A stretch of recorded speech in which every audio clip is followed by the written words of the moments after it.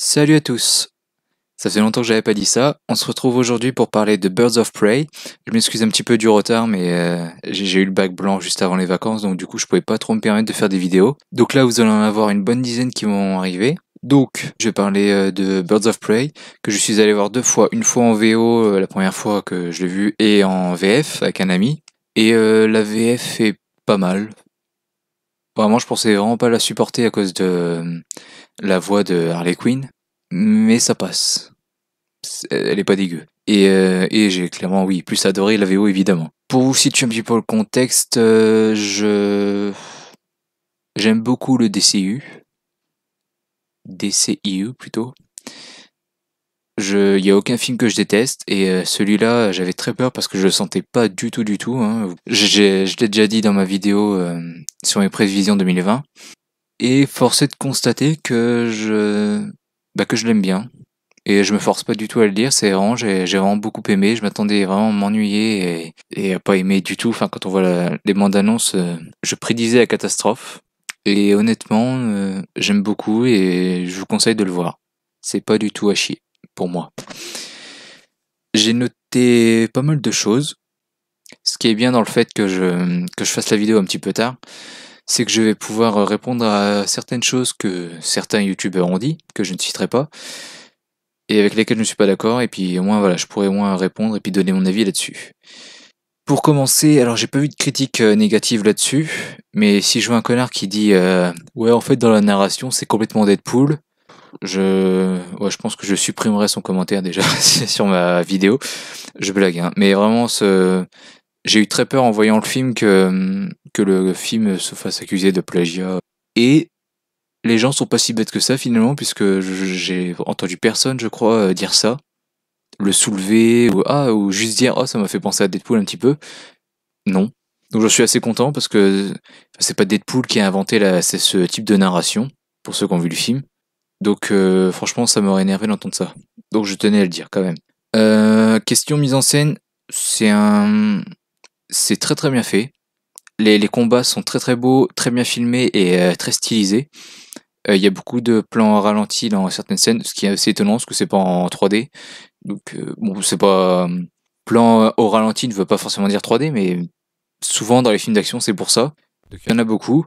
En mise en scène aussi, il y a beaucoup de synthés, comme dans Suicide Squad, et des synthés qui vont très vite, comme dans Suicide Squad, qui nous présentent les personnages, qui nous donnent leur nom, tout ça. Là, il y a moins de choses à lire, donc ça passe mieux. Et globalement, c'est des petites blagues qui apparaissent à l'écran. Globalement, c'est en gros qui est la personne qu'on voit et qu'est-ce que cette personne a contre Harley Quinn. Et personnellement, je trouve que c'est plutôt pas mal. Ça brise totalement le quatrième mur. Mais avec quelqu'un d'aussi taré qu'elle, c'est pas forcément dérangeant. Enfin, dans son film à elle. Dans Aquaman, par exemple, ça aurait pas pu passer du tout. Aussi, un truc en mise en scène que j'ai trouvé vraiment sympathique, c'est que, alors vous savez peut-être pas, mais Harley Quinn, le personnage, n'a pas été inventé dans les comics, mais dans la série animée de Batman. D'ailleurs, de ce que j'ai vu, est plutôt pas mal. Et comme le personnage est né dans un dessin animé, on nous raconte son origine, ses débuts, on va dire, avant le film, sa vie avant le film, euh, de façon animée en fait. C'est un petit dessin animé qu'on nous montre au début du film. Et après, quand on retrouve notre Harley Quinn, eh ben ça y est, le film commence et c'est en prise de vue réelle. Il y a beaucoup de moments qui se trouvent qui se passent dans une boîte de nuit, une discothèque qui est tenue par le personnage de Ewan McGregor, le méchant, Black Mask. Et quand on voit ce type de discothèque, enfin ça justifie, enfin c'est cohérent avec le look du Joker. J'imagine très bien le Joker de Jared Leto être dans ce genre d'endroit. Ensuite, le joueur du grenier et Seb ont dit dans leur vidéo que le pouvoir de Black Canary arrivait comme un cheveu sur la soupe. Sauf que non, il est préparé deux fois. Premièrement, quand elle chante, elle explose un verre en fait avec sa voix. Et donc je trouvais ça ridicule parce que je savais pas qu'elle a un pouvoir. Mais au final, quand t'as l'explication de ce pouvoir, bah tu te dis bah non, ça a son sens et du coup le côté grotesque est enlevé en fait. Vu que tu sais d'où ça vient, tu sais pourquoi le verre a explosé. C'est plus grotesque. Donc il est préparé là ici quand elle chante, même si au début bah on comprend pas, si on connaît pas le personnage. Et ensuite, peut-être je sais pas 10-15 minutes après, elle discute avec la flic du film qui s'appelle Montoya, mais j'ai oublié son prénom. Et genre Elisabeth, un truc comme ça, Elisabeth Montoya, peut-être on va dire. Et la flic lui dit, tu as récupéré le pouvoir de ta mère, elle nous aidait, enfin elle s'en servait pour le bien, enfin voilà. Clairement, on nous prépare petit à petit un pouvoir, et à la fin, elle se déchaîne et puis elle s'en sert quoi. Et ce que Jour du Grenier ce qu'ils ont critiqué en fait, c'est que bah, déjà ça arrive comme un cheveu sur la soupe, alors que bah, comme je viens de dire, non. Et enfin, ils ont dit, et du coup, si elle peut faire ça, donc ce qu'on voit dans le film, pourquoi elle le fait pas plus tôt? Bah, parce que quand elle l'utilise dans le film, bah, elle se met à découvert, d'une. Donc il faut bien choisir son moment. Et à ce moment-là, les mecs sont, entre guillemets, à découvert. Et, bah, et à l'intérieur, c'est un petit peu petit et plein d'endroits pour qu'ils se cachent. Donc ça aurait pas été pratique. Et deuxièmement, on voit très bien que quand elle a fini d'utiliser, ça la fatigue et que limite elle s'évanouit quoi. Enfin, elle tient plus debout et puis elle s'effondre sur le sol. Je sais pas si elle s'évanouit, mais elle s'effondre quand même sur le sol. Donc c'est pas un très grand pouvoir, très pratique non plus quoi. Donc c'est un peu logique qu'elle s'en serve pas beaucoup. Ensuite, un petit truc que j'ai trouvé un peu mal fait. Donc il y a une petite jeune qui vole dans ce film, vole comme un voleur.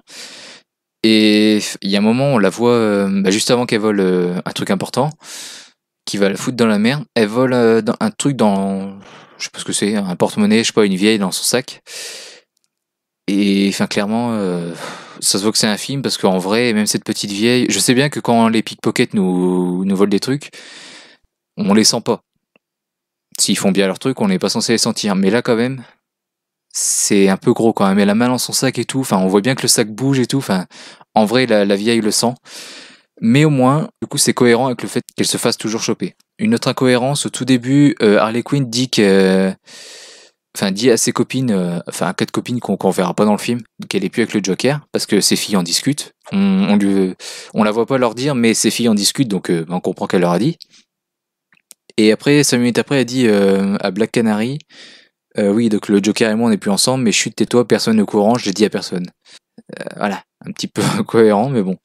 Et enfin, ce que j'ai remarqué au deuxième visionnage, c'est que tous les personnages ont une bonne évolution. Ce sont pas du tout les mêmes personnages au début et à la fin, entre guillemets. J'y reviendrai.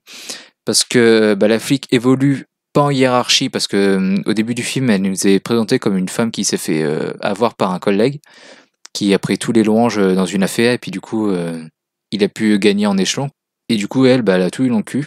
Elle a rien eu du tout. Et donc à la fin, on s'attend à ce qu'elle soit promue. Et au final, non, c'est l'évolution de son personnage, c'est le fait de s'entourer de bonnes personnes et de fonder à la fin du film les Birds of Prey, qui en gros sera sa famille à elle, on va dire. Huntress, ben, elle évolue en accomplissant son devoir, tout bêtement. Et après en fondant aussi les Birds of Prey, mais surtout parce qu'elle réussit enfin à faire ce qu'elle voulait faire. Ce pourquoi elle se bat depuis 15-20 ans. La chanteuse Black Canary gagne sa vie en ne faisant plus de mauvaises choses. En gros, elle devient comme sa mère qui aidait la police, puisqu'à la fin, bah, elle s'allie avec une policière, enfin une ex-policière, pour fonder les Birds of Prey. Donc elle fait vraiment comme sa mère, elle aide la police, donc elle mérite son pouvoir. C'est pas pour rien qu'elle n'utilise qu'à la fin du coup. Harley Quinn, elle, son évolution, et bon déjà c'est c'est le personnage qu'on suit le plus, mais l'évolution c'est la plus discrète, j'ai envie de dire. Parce qu'on serait tenté de dire que c'est un personnage qui n'évolue pas du tout, que c'est le même personnage du début à la fin.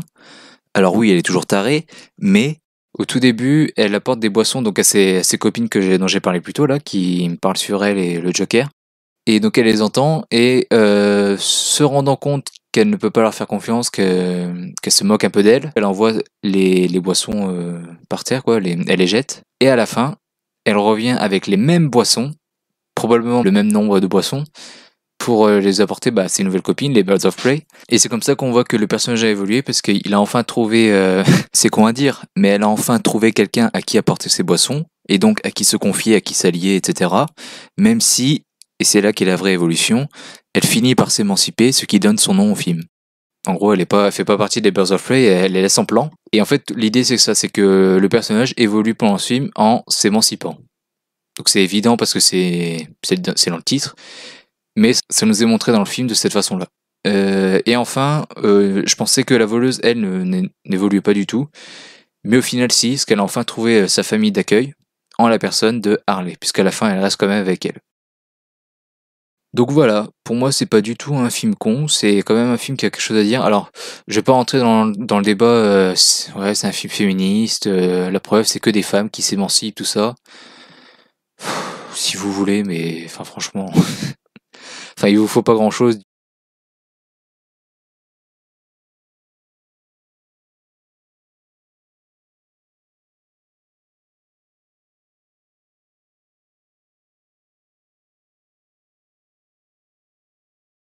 C'est pour ça que hormis pour dire ça, j'ai même pas envie de parler du féminisme. Pour une fois, c'est même pas le féminisme que je critique, c'est les gens qui disent ça. Ouais, c'est féministe, machin, non mais ta gueule, enfin, on s'en fout. C'est qu'un film, ça va rien changer.